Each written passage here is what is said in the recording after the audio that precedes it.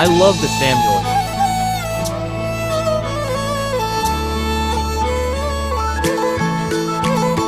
पर्खा है आमा 2-4 साल मै फर्की आउँछु। पर्खा है आमा 2-4 साल मै फर्की आउँछु।